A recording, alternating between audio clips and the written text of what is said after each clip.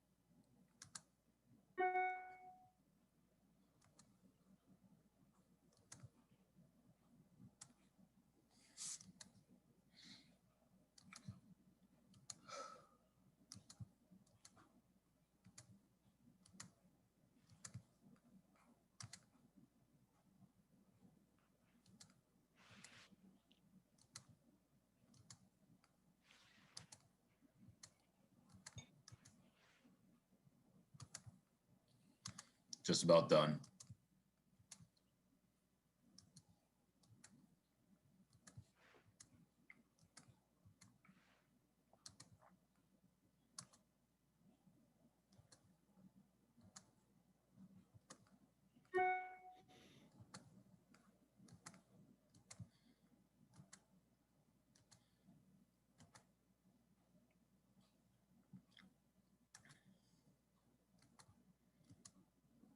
And that should be everybody.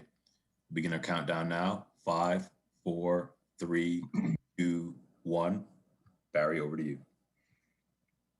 Hello, everybody. Good afternoon. Welcome to our weekly COVID-19 media briefing with Montgomery County Executive Marc Elrich. Also, our health officer, Dr. Travis Gales, and Dr. Earl Stoddard, who is the director of the Office of Emergency Management and Homeland Security for Montgomery County government.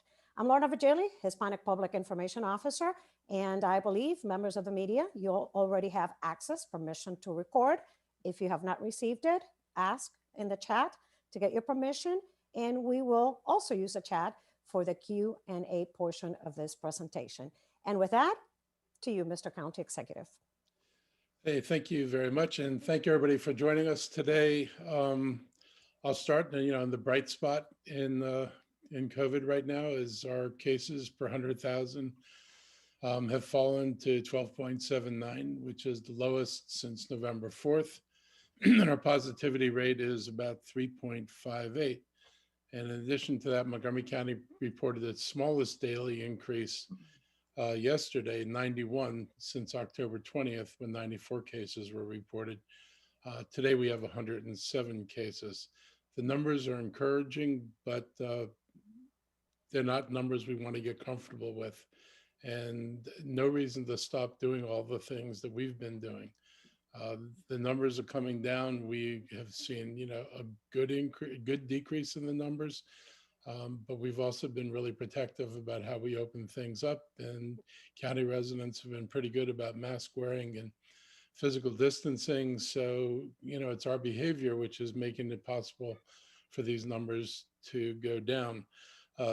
In terms of perspective, our positivity rate is about where it was in the better part of the summer, toward the end of July, early August, maybe. Our cases per 100,000 are still a couple of multiples of where our numbers were back then. And so cases of 94 are, more than when we were reporting 40 or 45 cases a day. So we know this is still higher than it was when we made decisions to open. Obviously, we're looking carefully at these numbers. If we continue to see a sustained downward trend, if we can sustain a good floor again, then we'll be talking about moving toward being able to reopen things. We are constantly discussing what are the points when we can make some different decisions than we've made right now.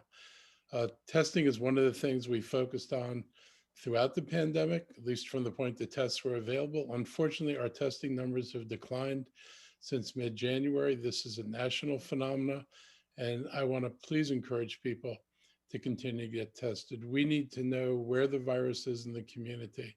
The more testing we can do, the better able for us to identify hotspots in the county and get a sense of what the risk is of community spread. So it's really important we map this stuff out.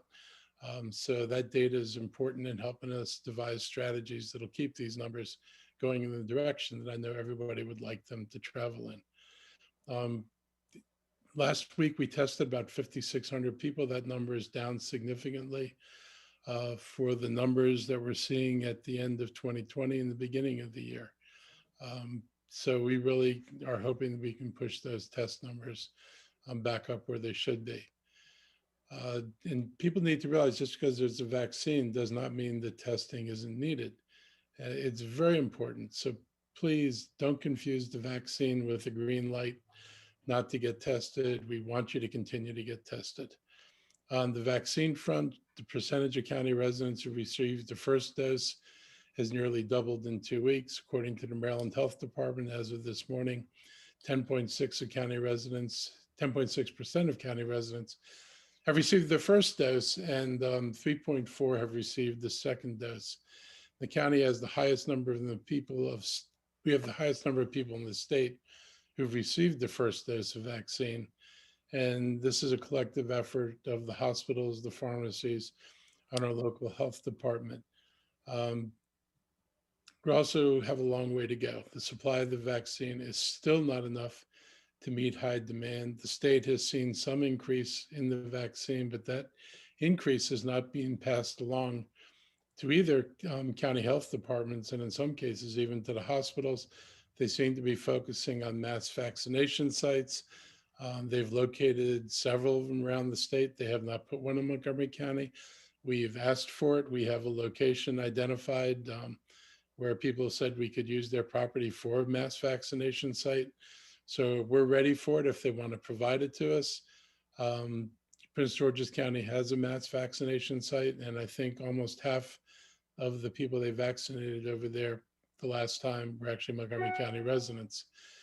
So if we're going to have mass vac sites, they need to be more spread out throughout the state. And my concern is that the state should use its additional supply, which has increased, rather than taking it from county health departments. Our health department continues to be the one place that's focused on vaccinating people over the age of 75 and vaccinating the 1A group, which were the front-facing health workers and public safety workers. So every time our number gets diminished, the guarantee that those many doses will be put into the same people is lost. And if we want to get the group 75 and older vaccinated sooner than later, then we have to have a steady supply of vaccine that can be dedicated to that. Our focus has been on protecting the most vulnerable in the community. And so far, we can estimate about 43% of our estimated 75 plus population has been vaccinated so far. The county health department is not vaccinating people who are 65 to 74. Residents who are in this age group, as well as educators, should look to schedule their appointments through the hospital or pharmacies that are offering vaccines in the county, or one of the state-run mass vaccination sites. This is important when we continue to have, and the state is still trying to fix their software. They've had a couple of false starts. They're running another beta test today. But until their software is fixed, we're getting people who are not eligible registering on the county site for vaccines, and we don't have any way to stop them from registering. And the only thing we can do is when they show up and they identify as being under 75, we turn them away. And if we don't turn them away, then we're going to reduce our supply that's available to the seniors. So if you're in this age group, there are other places you can go to get vaccinated. If you're a teacher, there are other places you can go. The sooner we can focus our doses on the 75 plus group, the sooner our doses will be able to turn to work on the other groups that need to get vaccinated. But there are more doses outside the county health department right now than inside the health department about possibly up to 10,000 doses going to other private providers compared to the 4,500 we're getting. So there are doses out there. You have to be patient. Um, there is no single registration system or scheduling system. And so this is very haphazard. Again, we've asked the state to simplify registration and to simplify scheduling. There's no reason there couldn't be a single site that a person can go into and register with available appointments. But the county has no ability to do this. I can't require pharmacies and hospitals to vaccinate any particular group of people. I can't require them to schedule through the state, since the state has not made that available. And so this is going to continue to be chaotic until the state fixes their scheduling system and appointment system, so that there's a way to bring some order to this.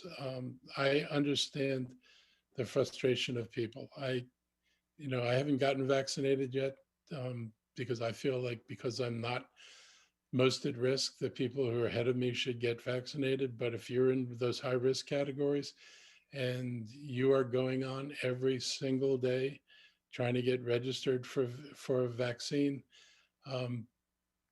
I absolutely understand how challenging that has to be. There are 300,000 of you competing every week for about 15,000 doses in the county. And because people not listening carefully enough to the governor think that everybody's eligible and therefore there are vaccines, you're trying to get slots that don't exist. Again, the state scheduling has not guaranteed us or our partners regular high numbers of doses that we can guarantee that we can schedule 3 and 4 weeks out. If the scheduling system gets fixed, and if the state says that we've got 3 weeks at least of 4,500 doses, we will schedule the 3 weeks. And we're asking them to continue the 4,500 beyond the 3 weeks. The longer we know that we've got vaccine, the longer we can schedule people in advance. And I think a lot of people would like to hear from us and hear us say that we can get you scheduled now. Even if it's not tomorrow, at least you know that you're in the line and you're going to get scheduled at a date certain. This again requires some changes in the state system, but when it's there, we will accommodate it, and hopefully this will happen sooner than later.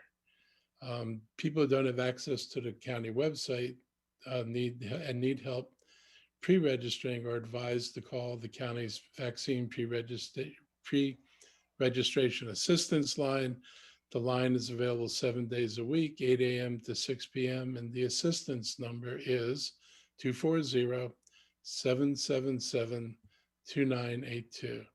This line's to assist people who are having trouble with pre-registration online or don't have access to a computer. This line is not the place to call with questions about where to get vaccine. If you know somebody 65 or older that does not have a computer, please help them register, particularly in our Black and Latino communities. Again, we've said this before, they have been the hardest hit by the virus, and they are lagging behind in terms of getting vaccinated. There are historical reasons for that. There are technological reasons for that. But all that said, we have to do everything we can to help make sure that these folks can get vaccinated and get vaccinated soon. We're in a very tough time. The process of pre-registering and trying to find available vaccine is confusing and frustrating. I totally understand what you all are feeling, and we are really working to correct it. We are ready to do this. We stand ready to give more doses. We stand ready to stand up a mass vaccination site. We continue to work with the state, and as they provide more opportunities, we will provide those opportunities to residents in the county. And I thank you for being patient, and I'll just reiterate what I said before. If you get a link, don't share it. Please don't share it. All it's doing is creating chaos at the vaccination sites, and it's frustrating people. And we've got seniors who need to get vaccinated who wind up not being able to get vaccinated. And we get people who aren't eligible yet, and they're getting vaccinated. So Work through the channels that can vaccinate you according to where you are in the priority group, and let the county focus on the 75-year-olds for now. We assure you that as soon as that's done, those 4,500 doses will be turned to everybody else in the county. So with that, I'll pass it on to Dr. Gales. Good afternoon, everybody, and happy Wednesday. And as always, I hope you and your families are staying safe, staying sane, and as best as possible, staying stress-free. I do want to make a couple of comments before we take questions. I want to emphasize what the county executive referenced in terms of the numbers of our cases as evidence of our community transmission levels. The numbers are improving and the trends are moving in the right direction, and they are consistent, even though ours are moving a little bit quicker than other jurisdictions, but they are consistent with what we're seeing across the country in terms of new cases. That does give us a sense of optimism, don't get us wrong, but at the same time, we are cautiously optimistic to continue to see if those trends are sustained, as well as if those trends are sustained in the setting of better weather. The winter storms are keeping folks at home and cutting down on some of the transmission potentially, as also in the setting of potentially increasing percentages of those who are covered by the vaccine, as well as the other point, we are continuing to monitor the presence of variant strains, as the county executive mentioned, variant strains within our community and across the country that have the potential to be transmitted and spread much quicker and faster than the novel strain that was introduced into our communities almost a year ago today. So we will continue to monitor, we will continue to focus on that, and we will look to explore over the coming weeks if those trends hold and continue to move in a positive direction, how we can potentially alter any of the restrictions that we have in place. Now, if you think back to where we were in the summer, we took a very cautious approach that led to us to having much lower numbers than other jurisdictions across the state and the region. And we will take a similar approach in terms of being very careful and thoughtful in terms of how we move forward with reopening in any capacity. Because it's important to emphasize that we don't want to open things up and have those numbers rebound, particularly in the setting of different variant strains that are present. We also want to level set expectations for those in the community that, for example, some of those activities that may be reopened with some provisions, such as requiring face coverings to be worn during those activities, at least for the short-term future. So please stay tuned. Please continue to know that we are following those trends and following the best practices that are happening not only in our state, but across the country. I do want to make an update related to, speaking of weather, related to potential vaccine sites tomorrow. We are working feverishly to make some determinations related to that and hope to be able to put information out related to if we need to cancel clinics tomorrow and what types of contingency plans would be put into place. So please stay tuned. We hope to put out some information in the very near future related to that and provide guidance to our residents at home. We obviously want to get everybody vaccinated, but we also want to make sure that we do it safely and it's safe for everybody who's staffing the clinics as well as those who are coming in for the vaccine. We continue to promote equity and access, fair and equal access, as the county executive mentioned, in terms of how we are rolling out our allotments. We continue to explore opportunities to bring the vaccine to community settings. And we have, per the state requirements, we have been providing some doses to childcare workers through our Dennis Avenue site, as well as providing vaccines to different independent living facilities across the county that were not included in the federal-state partnership. So we're getting doses out and we're working to diversify the network of opportunities that people have access to. And we do encourage those, again, who are eligible to pre-register so that we have your information and we can provide you access to the links that are available. I will stop there. I'm sure there are other questions. Turn the floor over to Dr. Stoddard, but happy to address any questions you may have. Thank you. Gales, welcome back, everyone. Thanks for joining us again. Just a couple things I want to note. In our 75 plus population, we're about to cross the 50% mark. Just to give you an update on where we're at 48.3% of our 75 and older population across the county who have received a first dose. And obviously, we want to get further into that group before we move into other parts of the 1B phase. just to give you some context where we're at. The other big thing I want to point out is that we do, obviously with indoor dining opening on Sunday, we had inspection teams out. I'm happy to report that we did not find any violations nor issue any warnings or citations from the weekend activities. And so obviously that's something we're hoping to continue with our indoor dining. And as Dr. Gales and the county executive alluded to, we'll continue to evaluate how that, the level of openness that we have in the county moving forward, and we'll continue to inspect and educate and enforce accordingly. Obviously this is a partnership. Obviously, as we see more businesses doing the right thing and following the rules and able to keep things safe, obviously it encourages us also to be able to do additional openings. And so we appreciate the support that we've got from our business community thus far. So I will stop there. Okay, thank you, Dr. Gales, Mr. County Executive, and Dr. Stoddard. And let's begin with the questions and answers portion of this presentation. First, Chris Gordon. I believe you have questions for everybody. Chris Gordon, NBC4. Yes, excuse me. We all know that last Thursday there were long lines and waits at Richard Montgomery High School. Some people who were supposed to be in line for whatever reason, 75 plus or healthcare workers, told me they had to wait 2.5 hours in the cold. Today I went by and it was moving very well. People had only the highest regard, said it was 40 minutes to an hour, and they thought it worked really well. Did you make any changes? Have you done anything differently? Are you improving the situation to avoid the kind of disaster that happened last Thursday?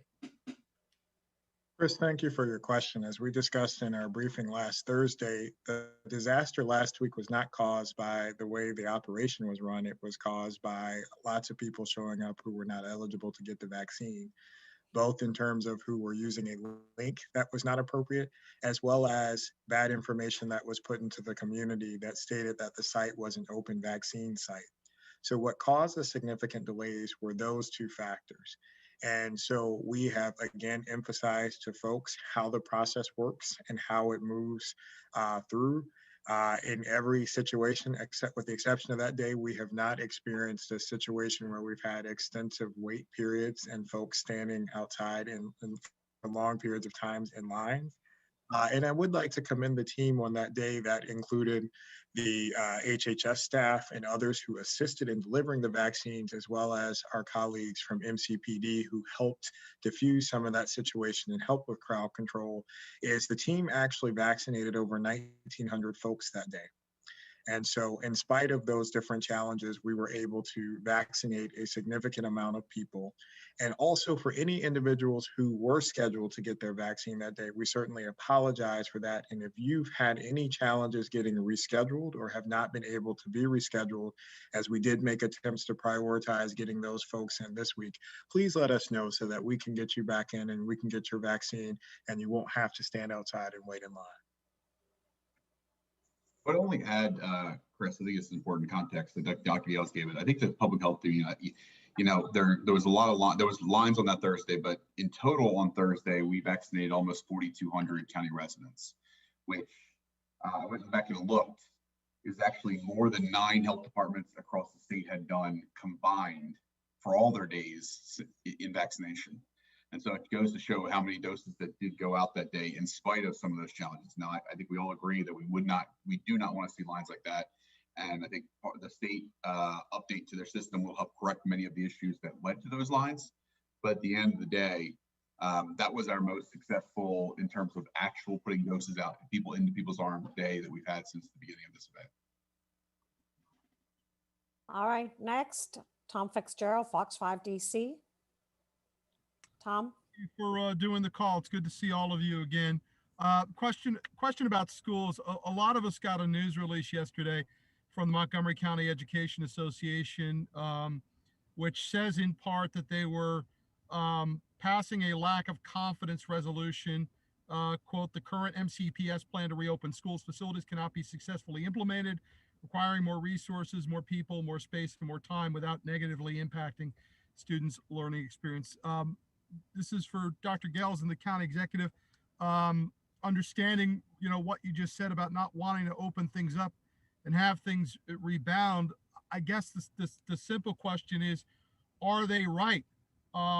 Is the plan that's been presented in a position to not be successfully implemented? I can speak from a health perspective. I'm not privy to those conversations between, union and MCPS and so forth. What I can say is this, is that the guidance that we have provided continues to be the same and is consistent with the metrics and measures that we put out in the fall, using the state guidelines as well as the CDC guidelines in terms of metrics and markers where we thought would be safe to come back, related to test positivity and community transmission rate as evidenced by case rates. And the numbers that we have are moving in that direction, which is favorable. What's also different now than before, which again, I continue to emphasize, is that we are seeing teachers and education staff get vaccinated and have access to that. I do think it is important for them to be able to have access to at least one shot before going back into the classroom. I know some may say that's controversial given some of the CDC guidance, but I do think we should, continue to ensure that they have access to that as an added layer of protection when they go into the classroom. Based upon Dr. Stoddard and I we meet regularly with our colleagues at MCPS, and based upon the tremendous amount of work that they have put into planning and, coming up with different provisions and safety measures to put into the classroom to mitigate transmission, we feel that they've done their due diligence in that and to continue to refine. Now, that said, I think, anyone should be concerned, going back into work person to person, but, we do feel that they have put a lot of effort in terms of coming up with different contingency plans and safety measures to mitigate transmission as much as possible. And we will certainly continue to, again, we don't make those decisions. So again, for everybody at home, the health department does not make the decisions whether or not school's open. But we will continue to monitor our guidance that we have provided to them, based upon the surveillance information we have at hand. Bruce Dupuy, Maryland. Oh, yeah. Mr. County Executive.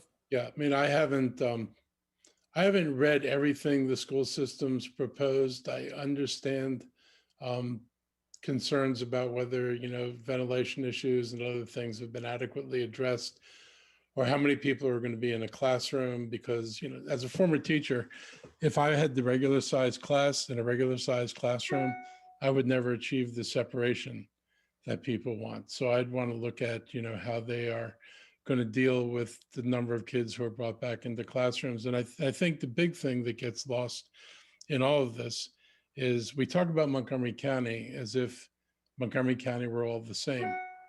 And the truth is, and this is one reason why we've been focused on equity issues, there are parts of the county that do really, really well. I mean, our positivity in cases per 100,000 is the total for the entire county. They are not evenly distributed across the county. You can look at zip codes, and we've got zip code maps, and you'll see far more cases and far more apparent transmission per 100,000. And you'll see other zip codes where you don't see many cases, and you would then extrapolate much lower likelihood of transmission. So I understand that people would look at different neighborhoods and have different concerns about where you were teaching and what's the environment and what's the positivity, rather than just looking at countywide numbers. I think there's something to be said for thinking about that. Thank you. Bruce Dupuy, Maryland Matters. You have a question for the County Executive? Thank you. Two hopefully quick questions. Mr. Executive, I was given some vaccination allocation numbers county by county that I haven't been able to verify yet, but they lead to a question, and that is, are the large counties getting their fair share? And the other question I would have is, do you know how many doses have come into your county to any potential distribution point? In other words, you probably know what the health department gets. Do you know the universe of doses that have come in? Thank you. Out of my memory, no, but I remember seeing charts that list what we're getting, what the hospitals are getting, and then generic number for pharmacies, but not each individual Giant, not each individual Safeway. The doses at the pharmacy level seem to be pretty low on a daily basis, so it doesn't surprise me that when they open up for scheduling, they close down really, really quickly, because they're not major centers as individual pharmacies, so they do have a fair number of doses. The hospitals have had varying numbers of doses. I know that I think Suburban, or is it Suburban? What is it? Johns Hopkins topped out at one point at about 8,000 doses, and then they're back down in the, I don't know, the 2,000 or 3,000 range. Travis or Dr. Stoddard can correct me on that, but they have not had a steady supply. I think what the governor would do is add up all the doses put together and take our percentage of the state population and tell us we're getting our proportionate share of what they are sharing with counties. Now, out of that, you'd have to take what they're sharing for these mass vaccination sites. And because they're state sites, and like in the case of Prince George's County, a ton of Montgomery County residents are getting vaccinated, they probably would not count them as a particular allocation to a county, since they have a broader availability. But I think that, if they do the numbers, depending how you look at the numbers, they're pretty close to our percentage of people. It doesn't take into account, for example, our percentage of cases and how deeply spread, the virus was here. I mean, we still, I think, top the state, first or second in cases, and first in deaths, I think, over the time period. Thank you. Albert Myers, MMC TV. Albert? No? Okay, we'll move to Rebecca Tan from the Washington Post. Rebecca? For Dr. Gales and Dr. Stoddard, what are the biggest challenges or the risks that could hamper the progress that we've made, particularly in the past 3 weeks, in terms of slowing the spread of the virus? And then I have another question after this. Good afternoon, Rebecca. I think the biggest concern is that when you if you think back to some of our comments back from the mid to late summer in terms of reopening, when you still have elevated levels, and we're looking at 107 cases and 13 cases per 100,000 as significant improvements from where we were a month ago, when we were seeing 600 cases a day, and the cases per 100,000 over 40, is they're still high, and they're still, by CDC definition, still meet high risk of transmission. And the concern is that when you have higher levels of community transmission, even though there are improvements, there's still pockets of the virus within the community, and certainly the presence of variant strains that are more contagious, is that as you open things up, the quicker you do that and you open up more things and activities where you increase the number of people who are coming into contact with each other, there's kindling there to light the fire and have it spread faster. And so, at least from the public health surveillance perspective, that's a huge concern for us. Dr. Stoddard? Yeah, I was going to say, I think the one big thing that so there's a couple things. I think, first off, let me start by saying that there's plenty of good reason to be optimistic about where we are in terms of not just the county, but the state, the country are moving in a really good direction. With the number of people who've been infected, unfortunately, the bonus of that is that many of those people are likely to have some immunity moving forward. 15 to 30% of the country at this point, depending on how the metrics according to the CDC, have likely been infected. That's nationwide data. You add in that, we've got 10.6% of people who have first doses that have been administered in the state of Maryland. We believe there's probably another 10 or so thousand who have received vaccinations through other states, either Virginia or DC. So we're probably 12 or 13% in all. And so you add those two numbers together, and maybe, something like a third of our county likely has some level of immunity to the COVID-19 virus, which is, we're moving in the right direction. Now, as Dr. Gales alluded to, we have these variants that are out there, which we have every reason to believe are going to take over and are more transmissible. And that's going to likely happen over a period of, let's say, the next 6 to 8 weeks. And we just don't know what that does to our overall COVID situation We have every reason to believe it presents some significant relative risk. But the other big thing that we're really trying to combat is this sense of complacency, because obviously the numbers are getting better. People are seeing the numbers get better. And we want people to understand that the numbers are getting better because of the things that we've been doing, not as an incentive to go do a whole bunch of other things that are going to make it much more risky. And so that's not to say that the county is going to stay. If our numbers continue like this, the county is not going to stay as, we're going to open more things up. That will happen. But we're trying to be regimented about this. Obviously, we just opened indoor dining on Sunday. We'd like to see how that impacts our numbers. We're trying to get our schools back into session, hopefully in March. We don't want to do anything to jeopardize that. We obviously want to see if there's any impact in that. So I think over the next few weeks, we're going to have this conversation repetitively. And I think you're going to see more actions taken from the county side as we see these numbers continue to go down. But we're trying to be pragmatic about this and have it be a regimented, open something up, evaluate, open up something else, evaluate kind of thing, where you're not just rushing to open everything up. Something bad happens, then you can't, assert what the thing was that you opened up that caused, all your problems. So we're just trying to be regimented about how we go through this. We are encouraged by where we are at. There are reasons to be encouraged. There are reasons to have concerns about the future, but we're going to continue to evaluate that on a regular basis. Got it. And my second question is sort of related to my first, which is, do you think the county will be approaching reopening this time around any differently than it did in the summer and the fall of 2020? And do you want to see the state or the region approach it any differently?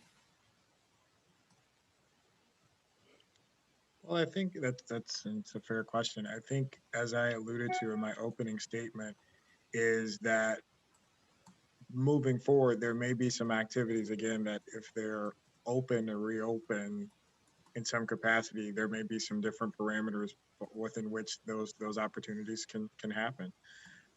I think of, for example, sporting activities where, in the early stages, they were allowed, folks were not required to wear face coverings. And we saw that pop up in, significant pockets of transmission, particularly with youth sports. Potentially moving forward, if those opportunities are opened up again, there may be, tighter requirements around that, to mitigate, transmission from person to person. So I would say those are the types of things that, we're continuing to think through, again, as we have more evidence about the potential risks that are associated with different activities, particularly more data points in terms of how the virus may be transmitted during those spaces. That, again, if they are allowed or reopened, if you will, there may be some tighter restrictions around that in order for those activities to move forward. I would also add, I think one big thing too is obviously we have some more tools in the toolbox of where we're at than we did when we reopened even late last spring, early summer. And what I mean by that is that not only we think about vaccination as a tool, but we really weren't testing at the level that we are capable of testing at now back then.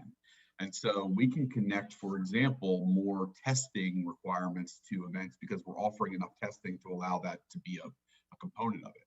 And so obviously that's something that's being discussed in the context of the schools, but also like if you could theoretically have events where you said, we could look at letters of approval, for example, where there was a testing component to allow it to happen. And so there are just more tools that we have available to us that will allow us to be a bit more confident in things that we're allowing to move forward being as well developed. And frankly, we've seen events that have worked. I think that's one of the big things is we've tried some different things. We've seen some things that did not work. We've seen some things that did work. And obviously that will inform how we, we set requirements or even guidelines for how things will reopen in the future. Got it. Thank you. Thank you. Next, Dominique Bonessi with WAMU with 2 questions. Dominique. Hi, County Executive and Dr. Gales and Dr. Stoddard. I have one short one and one longer one, so I'll do my short one first. The county, just to be clear, the county is currently in phase of vaccination, phase 1A and 1B. Is that correct? So we're County Health Clinic. County Health Clinic, correct.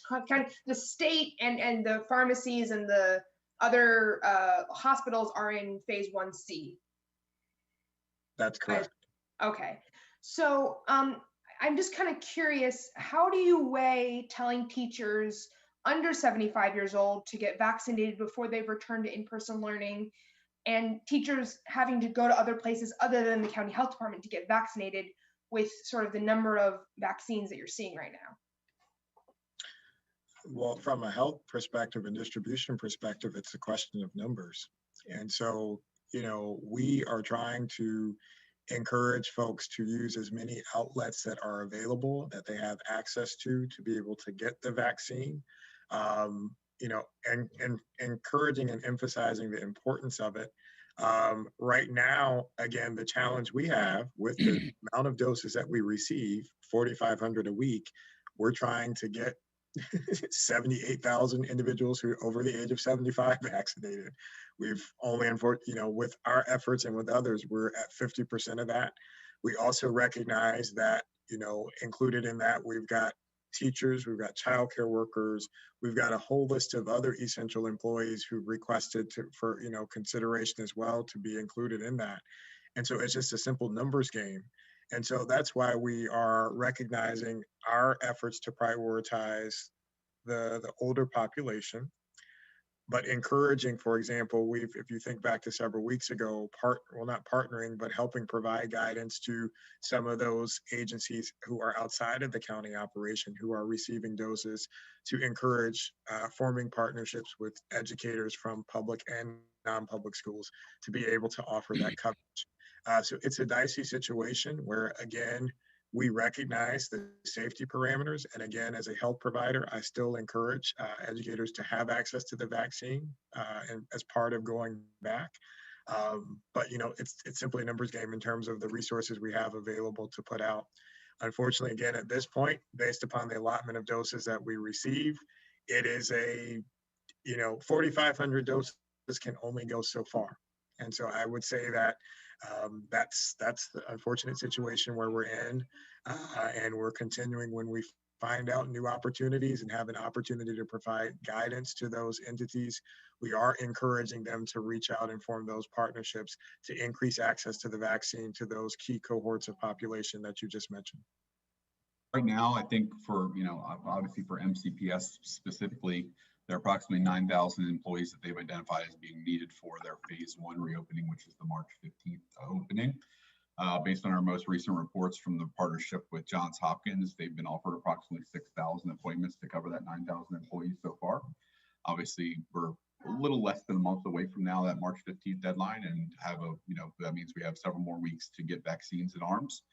And I suspect that given the current pacing, that we'll certainly have just about all that 9,000 with a shot in the arm by that period of time. And obviously, we're hopeful from a county perspective. We're about halfway through the 75 plus population. The next tier does include educators after we move beyond that 75 and older tier. And we have every reason to believe that over the next few weeks, several weeks maybe, we'll be able to move into that tier and add to what the Hopkins partnership is doing already. And so we think that we're not off of pace from that goal of having at least one shot in the arm for teachers before that 15th deadline. And we're comfortably moving forward with it now. I'm sorry, but there are some schools returning to school on March 1st. Am I mistaken? There are, and I believe that I believe that MCPS did prioritize many of those March 1st educators in their first cadre in that 6,000 that have already been offered. Certainly, we'll be having conversations with them to verify that, but obviously I even think for that March 1st timeline, it is a smaller number than 9,000 for that March 1st timeline, just so we're clear, much smaller. Okay, next questions. Thank you. Rosbelly Quinones with Univision Washington. 2 questions. Have you seen improvement in the pre-registration rates among Hispanics? And is the county considering opening vaccination centers in Hispanic communities? Would like to take those questions. I'll answer the second one. Yes. So part of our effort in reaching out to form partnerships with community entities is to identify venues that are in zip codes that have had a high volume of impact from COVID related to cases as well as fatalities, as well as venues location from housing sites to community sites where we do see a high percentage of those communities, however you define them, related to those who've been disproportionately impacted by COVID. So we are, as you can see, I'm in the command center today. We've been working on a host of different strategies to try to address that and hope to be able to announce some opportunities in the very near future. And I question would number also one? say one more point on that. So looking at the demographics, and you can actually find this on our website now. We did launch our vaccine dashboard. You can find that on there. If you click on the 75 and older population, it will actually give you a racial and ethnic demographic breakdown of our 75 and older population. And we're definitely making some positive. This is the area where obviously the health department is focused in that 75 and older population and using an equity lens there. We are actually seeing that the rates of our Hispanic residents, Latino residents is improving in that group where we are trying to make that influence. We have more to go, but obviously the numbers in the 75 and older population look much more like Montgomery County than some of our other age groups do, and that's because we've applied an equity lens to our clinics in a way that some of the other clinics across the state have not. And so we feel like as we move into different categories, we'll be able to make that influence more broadly over additional age categories as we move into our further tiers of vaccination. Jack Moore with WTOP. Questions for the three of you, gentlemen. Jack? Yes, can you hear me? Yes, I can. Okay, great. I think Dr. Gales mentioned this figure, but I just want to make sure I'm understanding. 50% of the 75 and older population and the total population is 78,000. Is that correct? Yes, we estimate somewhere between 73 is what, based on the 2019 census numbers. And is there kind of another way of looking at the denominator? What about the number of 75 plus pre-registered? Do you have that figure readily available? I don't, but the number it was in, I believe, almost 90,000, but we have not duplicated that number yet. So we know that there's multiple registrations. So for example, we know of county employees who have registered their parents, and each of the children did it, so there's 3 different registrations for the same person. So we actually had to develop a program in our Department of Technology Services to deduplicate some of these, and so we're looking for a better number. Yeah, I think that's sort of where we're at. And I think I know the answer, but you're nearing 50% now. You say you want to get a little further into that. Is there when you reach a certain percentage, then you will move to the next phase? I think the expectation is it's not necessarily that we have a magical percentage that we want to hit before we move forward. We want to make sure that everybody who's in that category has had a chance to register for an appointment, whether it's through our site or other sites, before we move forward. Because we recognize that much like the approach we took in vaccinating those in the 1A category, we're likely not going to achieve 100% before we move forward. But we want to make sure that everyone at least has opportunity to get access, and then bring in others, and so we can keep the pendulum moving. Yeah, so as Dr. Gales and the public health team send out invites, as you start to see the slots slow, or the rate at which those slots are filled start to slow down, that's when you start to have the conversation about of including additional groups into it. And so it's sort of just like I think the governor said, just like you're boarding an airplane, as that line starts to get down a little bit, you're not seeing other people line up, you start to bring in other groups to fill that line out. Thank you. And one more quick question for the county executive, or maybe Dr. Gales. County executive, I know you spoke about the certainty of doses, and I believe the state had sent out a bulletin saying that basically through March 8th, the county health department, according to their projections, will receive 4,500 doses. So will you be able to plan longer term, or do you still need also those fixes on the appointment links that the state really have to make? So that'll let us plan up until that's no longer the guarantee. I mean, the week after that, if I don't know I have 4,500 doses, I cannot now plan that week for 4,500 appointments. So we'll plan as far as we can plan. assuming the registration, they get their scheduling system fixed, but assuming they get that fixed, we'll plan as far out as we know we're going to have doses for. I mean, before they did the 4,500 for 3 weeks, we were previously told we could get 900, we'd get 907. That was our guarantee. 975 people a week was like 1/5 of the doses we were getting, which means that we could only schedule 1/5 of the people. I'd schedule people out 2, 3, 4 weeks, and then 975, and they would automatically have to wait, even if I could have moved them forward in the beginning. So we need a regular commitment. I'm glad they gave us, they're committed for 3 weeks. I hope every week they revise the out weeks numbers so that maybe after the 3rd week, they can either tell us the 4th week's going to be 4,500, or maybe there's enough vaccine around that it'll be 6,000. But if we need numbers enough in advance, we can actually schedule to fill the slots. So yes, to add to what the county executive mentioned, yes, it does help knowing those allotments. It does allow us to plan as well as, be able to figure out how we can explore partnerships in the community, as well as provide vaccine to our larger sites that we have available to our residents. The fix in the system, the registration system, is key because that will allow us to feel comfortable and confident when we send a link out to these appointments that they are going to the people who actually are eligible for them. You can imagine the situation where if we're planning clinics out for a month and we send out a link and people are sending it out to everybody else and it's spreading through the community, lots of those appointments could potentially be locked up by people who aren't eligible, again, blocking those who were trying to get through the queue faster and quicker so that we can move to the other prioritization groups. Thank you. Next is Brianna Adikusuma from Bethesda Beat, and she has a question for Dr. Gales. Brianna. Thanks. Before I ask my question, I just had a quick clarification about what you just said, Dr. Gales. Is the link just going to be a one-use link, or is it something that only the person who has it will be able to use? So let's say someone receives the unique link and they send it to someone before they register. Is it possible that that person could use that link to register themselves? I believe so. It's a one-time live link that you can click on and register. And once that link has been used to register, it's not live anymore. So, and forgive me if I'm misspeaking. So it helps decrease forwarding it after being used, but you're right. It also creates the parameter and hopefully discourages an individual from sending it to other people, running the risk that they may miss out on their opportunity to register because they've sent it to someone else who did it first. Right, great, thank you.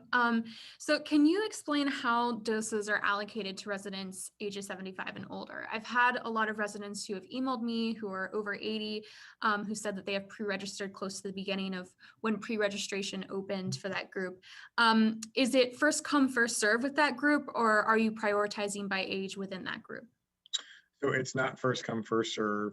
There's a host of factors that if you think back to actually the last 2 briefings we had, Dr. Kroll laid out the factors that we've been looking at, from an equity perspective, thinking about,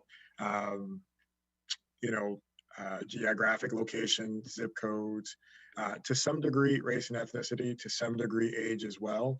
But really taking a look at those factors that have been clearly tied to having a higher risk of exposure to COVID-19. As factors to also think about how those doses are allocated within the community. Now, we did this week make an effort to, as we've continued to move through and to try to prioritize, we did make a decision to say, okay, everyone who's a centenarian in the county, here's a link to the appointment to try to, bring again, to start thinking about age to some degree within that. But, just as to go back to, it's the approach from equity is consistent at using the data that we found throughout the pandemic of those particular factors that increase risk within that age cohort, such as location, zip code, geographic location, race and ethnicity, are the kind of factors that are looked at in terms of how those doses are allotted. Do you have any updated estimated timeline of when you expect to have 75 and older completed? No, not at this time. Okay. We're trying to, get it through quickly as quickly as we can. Okay. I think the best we can say is, I think at this time last week, we were at approximately 36%. And so we've done about, and I say we, this is everyone in Montgomery County who's gone to a site or something like that. We did about 12% of that population. So, you know, and the thing is, as Dr. Gales alluded to, we don't know exactly at what point. We know there's some people who are not going to want to take the vaccine, even among the 75 and older population. We just don't know what that exact number is going to be. So we're planning for it to be 100%, but and everyone will get an offer for a slot before we move into the next group. But will that offer, you know, will we not fill slots fast enough and make all those offers in 2 weeks, or is it 3 weeks or 4 weeks? I think it's probably the range that we're talking about, but I think we're not sure whether it's going to be 2 weeks, 3 weeks, 4 weeks. Right. And to clarify, the 43% of 75 and older, that's everyone, not just the county health department, correct? It's 48.6%, and it's everyone. It's all any site. Okay, thank you. And the last thing I would say, I forgot to mention this earlier, is this underscores why we are prioritizing trying to get out into the community aggressively to try to find folks, you know, where they are, to drive this number down as quickly as we can so that we can move to the next phase. Because we are concerned that there are those who are over 75 for whatever reason haven't pre-registered in the system, and we're missing them, and we want to, you know, try to figure out how we can get them covered as quickly as we can, you know, to address all of those particular issues that have been discussed on the call, you know, to get the penetration in that community so that we can move forward to the next phase within that. Great, thank And you. speaking of that, the other thing I want to highlight is, because there's weather tomorrow, potentially tomorrow, and we haven't announced our decision yet, as you can see, people are walking behind me, everybody's trying to work through that, is if there are concerns about missing an appointment tomorrow due to weather, please contact us and let us know so that we can, you know, reschedule those appointments. We recognize that, again, we haven't announced an official decision. In the event that things are open tomorrow, which is a good chance it won't be, but in the event that they are, we want folks to understand we don't want them to compromise their personal and family safety to get a vaccine. We will work with them to reschedule. But again, that's in the event if things are open tomorrow and there's no other contingency plan in place. Great, thank you. Thank you, Dr. And if Gale. things are closed, we're going to reschedule you too, just so you don't lose your spot. Okay. That is the end of the reporter's questions, but there is one more question here in the chat from a county resident apparently. Why is the state pushing against providing Montgomery County with a mass vaccination site given the size of the population? Excellent question. One, I'm not sure we have a great answer for it. Yeah, I think you'd have to call the governor's office to get an answer on that one. I think they've indicated that they believe that the Prince George's County site is sufficient to address both Montgomery County and Prince George's County. We vehemently disagree with that stance. Obviously, in the city of Baltimore, there now will be 2 sites, and you know, while we support our neighbors in Baltimore City being well covered in vaccination, both, you know, from an equity standpoint and every other reason, we obviously want to see that the county residents have an opportunity as well, and we're actually working with some potential locations in the county to, you know, get all of their, you know, the basics of like how much power they have coming in and where we would put restrooms and where we would, you know, what the flow would be, so that we can give those strategies to the state to say, hey, we've done some of the legwork for you. I think the site is a very good one for doing X amount of vaccine, and we're very happy to help support such an effort. And so I think it really is about, we continue to advocate to the state that we do have a mass vaccination site in Montgomery County that we believe could serve not just Montgomery County, but our neighbors to the north in Carroll and Frederick and potentially even Howard counties could also take advantage of a North County site in Montgomery County as well.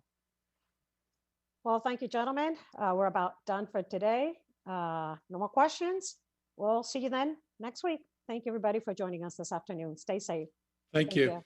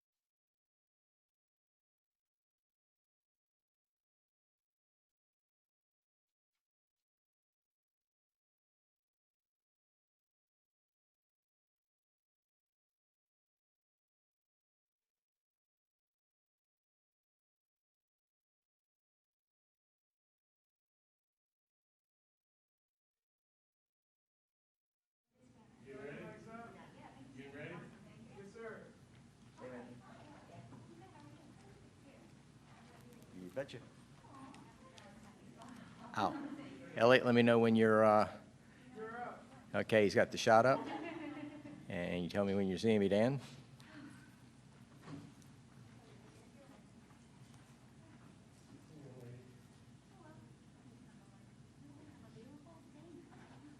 That's fine. Don't forget to bring the mixer up, Elliot. Okay.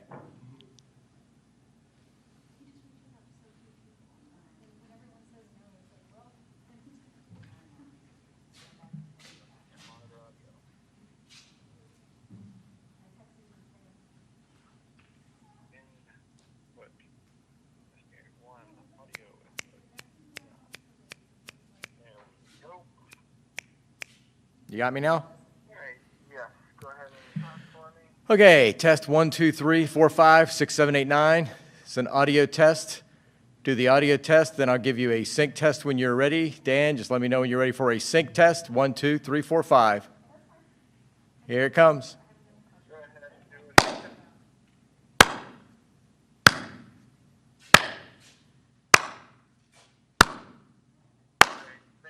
You good?